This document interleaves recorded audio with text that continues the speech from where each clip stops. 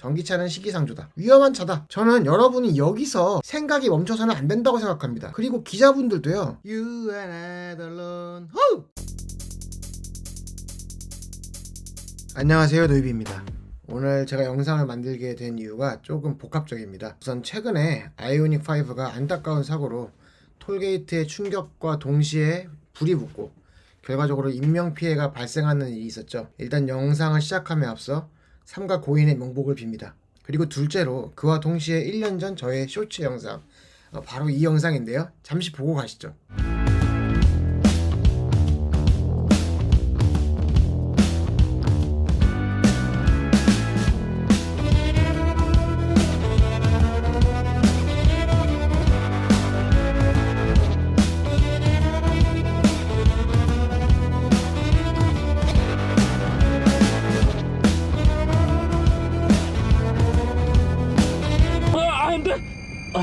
네, 이 영상이 최근 유튜브 알고리즘의 인도하심으로 갑자기 다시 시청자가 급격히 늘었는데 아마도 이 아이오닉 5 사고와 연관이 있었던 것이 아닌가 추측을 한번 해봅니다. 그 이후로 전기차의 화재 위험성을 지적하는 댓글 또한 늘어났는데요. 그 중에 사람한테 통구이가 된다는 등의 말을 함부로 하는 분들이 한 분도 아니고 너무 많이 계십니다. 이분들에 대한 제 생각은 저희 1년 전 영상의 일부로 대신하겠습니다. 여러분, 이게 사람한테 할 얘기입니까? 진짜 이런 말 하는 사람들은 사람 새끼예요? 가끔은 좀 역겨워요, 이런 사람들 보면. 이러한 것들을 복합적으로 살펴보면서 이번 화재에 대한 노이비의 생각을 한번 정리해 보도록 하겠습니다. 아마 보시면서 많은 부분들의 생각이 정리되시지 않을까 생각해 봅니다. 그럼 지금부터 영상 시작하겠습니다. 자, 오랜만에 한번 해볼까요? 자, 들어가자! 들어가자! 일단 아이오닉 5 화재 사건에 대한 사건 개요와 최근의 조사 결과를 아주 드라이하게 다뤄보겠습니다. 지난 6월 4일 밤 11시경 남해고속도로 서부산 요금소에서 전기차 아이오닉 5가 톨게이트 충격 흡수대를 들이받는 사고가 났습니다. 하이패스 구간이 아니고 현금 정상 구간이었다고 하는데요. 이 때문에 사건 초기에는 고속 충돌이 아닐 것으로 보인다고 예상했습니다. 현금 정상 구역이었으니까요. 그런데 국가수 분석 결과 시속 90에서 100km 정도로 브레이크를 밟지 않은 상태에서 들이받은 것 같다라고 하였습니다. 그리고 CCTV 확인 결과 충격 바로 직후에 발화가 일어났는데요. 사고 담당 조사관은 충돌 1에서 2초 사이에 펑 하는 소리가 났고 불길이 본네트 쪽에서 일다가 그 차량 전체로 번졌다고 합니다.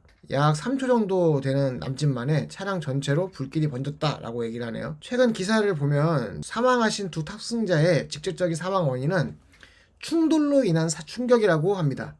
저도 처음에는 이 얘기를 듣고 이렇게 생각을 했는데 증거를 살펴보니까 이것은 사실인 것 같습니다. 자, 그 이후로 첫째, 사고 직후 발화가 일어났음에도 불구하고 사망자의 호흡기에 매연이나 유독가스를 흡입한 흔적이 없었다고 하네요. 만일 사망 전이었다면 호흡으로 인해서 매연, 유독가스를 들이마셨을 테니까 불이 났을 때 이전에 이미 사망 상태가 아니었을까 하는 것을 추측해 본다고 하는 것입니다. 둘째, 두 분 다 안전벨트를 안 맸다고 합니다. 두 분 다 안전벨트 클립을 끼우고 있었다고 하는데요. 심지어 조수석은 의자를 뒤로 눕혀놓고 누워있는 상태였다라고 하십니다. 안타까운 상황이지만 안전불감증도 이 사건이 극단적인 방향으로 치닫게 된 이유 중에 하나는 아닐까 싶습니다. 어찌되었든 다시 한번 삼가 고인의 명복을 빕니다. 여기까지가 지금까지 밝혀진 사건의 조사 결과고요. 그럼 이제부터 노이비의 생각을 정리해 보도록 하겠습니다.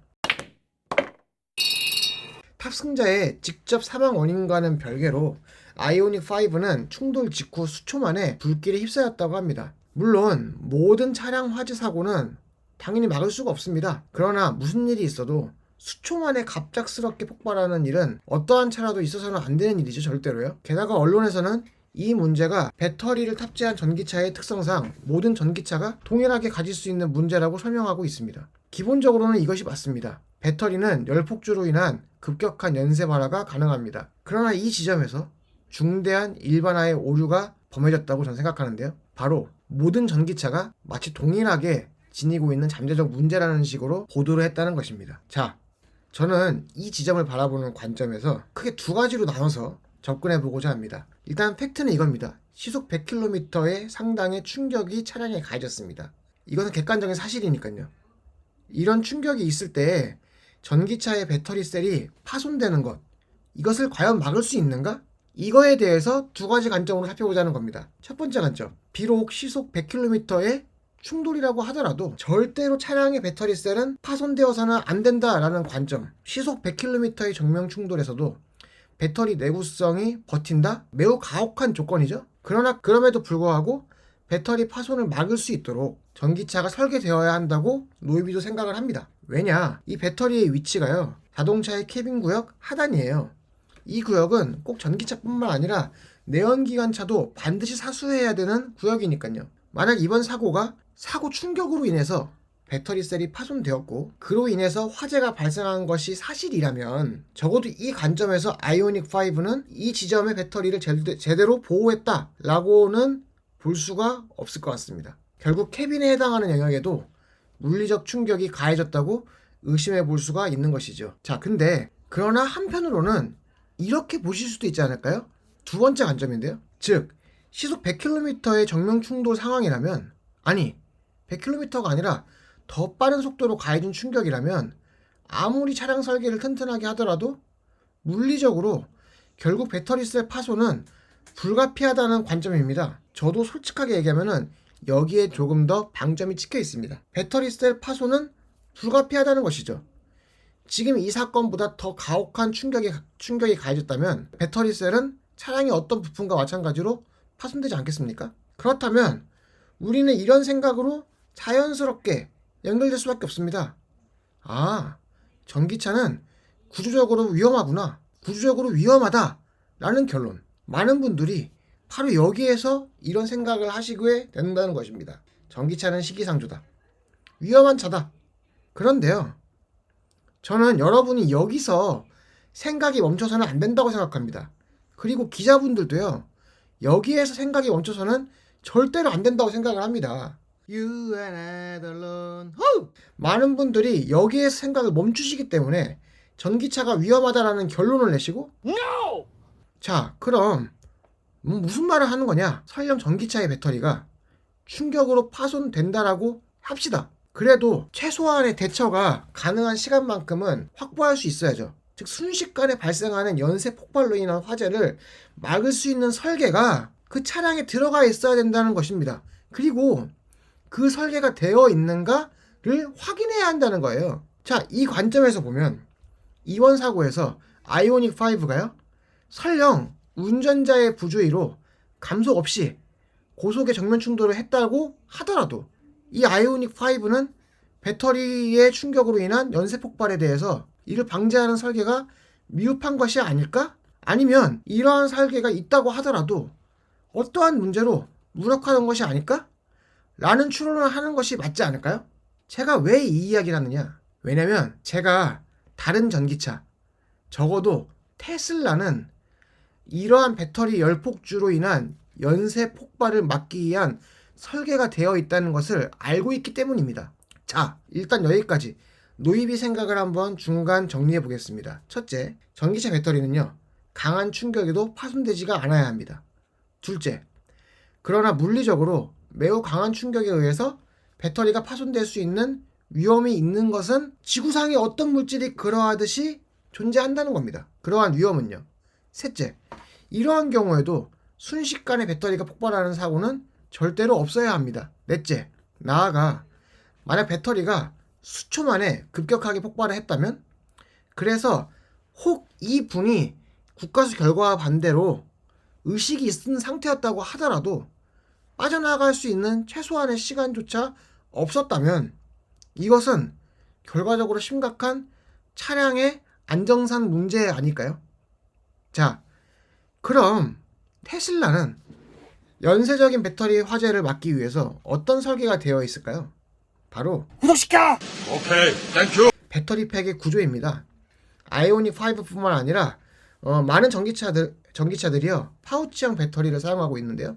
파우치형 배터리는요, 배터리 팩에다가 파우치로 되어 있는 배터리들을 차곡차곡 집어넣어서 밀도 있게 채울 수가 있습니다. 테슬라가 사용하는 원통형 대비 강점으로는 공간 대비에 배터리 용량이 더 크다는 것을 들기도 합니다.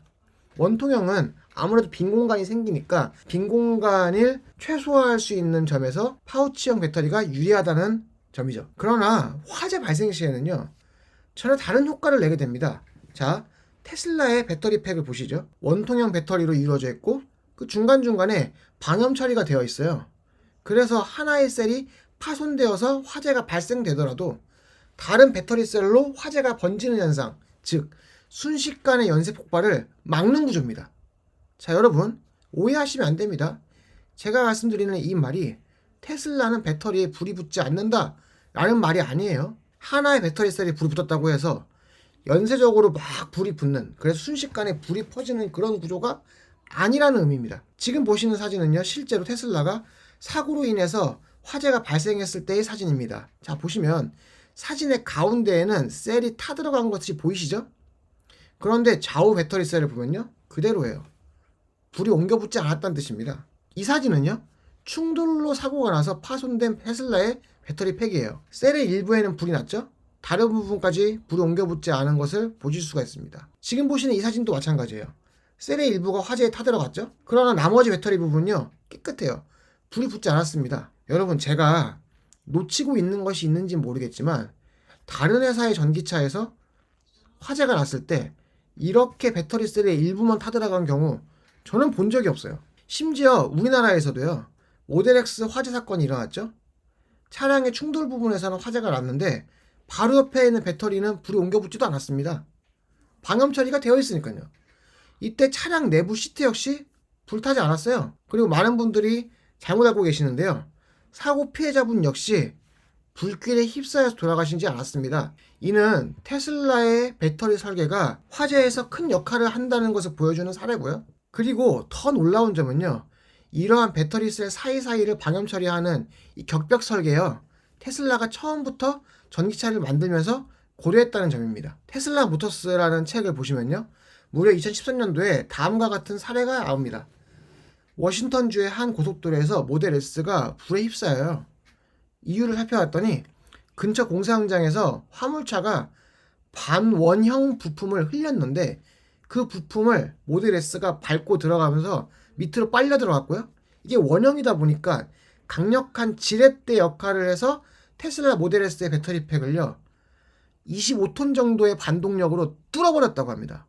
그래서 모델 S에 화재가 납니다. 그런데요, 조사를 하니까 오히려 대반전이 있었던 겁니다. 모델 S의 배터리 팩 안에 만들어 놓은 방화벽, 즉 격벽 설계로 인해서 차량 내부까지 불길이 치솟지가 않은 거예요. 최근 아이오닉5 사고 사례와는 전혀 다른 결과가 발생한 것입니다. 이 책에서는요, 만일 이 정도의 사고가 기존 가솔린 자동차에서 발생했다면, 똑같은 사고를 당했다면 그 결과는 아마 훨씬 더 참혹했을 것이라고 말합니다. 게다가 이 사고 당사자 운전자는요, 사건 이후 테슬라에 자신은 모델 S의 열렬한 팬이며 다시 모델 S를 탈라를 학수고대한다라는 메일을 보냈다고 합니다. 사건 이후에 떨어졌던 주가도요, 이러한 사실이 발표된 이후 다시 회복됐다는 내용도 테슬라 모터스 책에 그대로 담겨져 있습니다.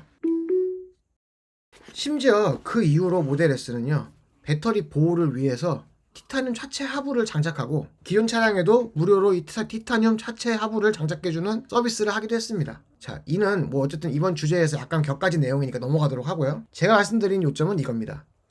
전기차의 배터리 셀 파손되지 않아야죠, 당연히.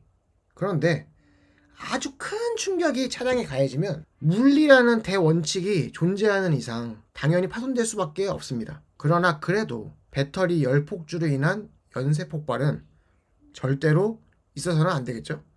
그리고 다른 전기차는 모르겠지만 적어도 테슬라는 이러한 연쇄 폭발을 막기 위한 설계가 되어 있다는 점입니다. 노이비의 마무리. 물론 현대자동차 역시 이러한 배터리 연쇄 폭발에 대한 대책이 마련되어 적용되어 있는지 저는 잘 모르겠습니다. 하지만 이러한 의문들이 선명하게 해결돼서 정확한 팩트가 전달되길 바라고요. 특히 이 사건에서 전기차 전체에 대한 잘못된 인식이 확산되지는 않았으면 좋겠어요. 왜 기사에서는 전기차 사고라고 제목을 잡는 경우가 많은지 저는 지금도 의문입니다. 이 사고는요, 정확하게 아이오닉 5에서 발생한 사고예요. 다른 내연기관차에서 발생한 화재가 내연기관차 전체의 문제로 일반화된다면 안 되겠죠? 만일 이것이 아이오닉 5 자체의 문제라면 이것이 전체 전기차의 문제로 일반화되는 일이 없어야 한다 이 말입니다. 아울러 제 영상을 보시는 분들께도 부탁드립니다. 전기차가 위험하구나 하는 그런 쉬운 결론 그거 말고요. 어떤 전기차가 배터리 연쇄 폭발에 대해서 안전대책이 적용되어 있는가, 이것을 살펴보시는 것이 여러분들의 좋은 선택에도 도움되지 않을까요? 그게 더 현명한 선택이 아닐까 싶습니다. You and I alone. 감사합니다. 여러분께 도움이 되었으면 좋겠습니다. 도움되셨다면 구독과 좋아요, 알림 설정 부탁드립니다. 마지막으로 다시 한번 삼가 고인의 명복을 빕니다.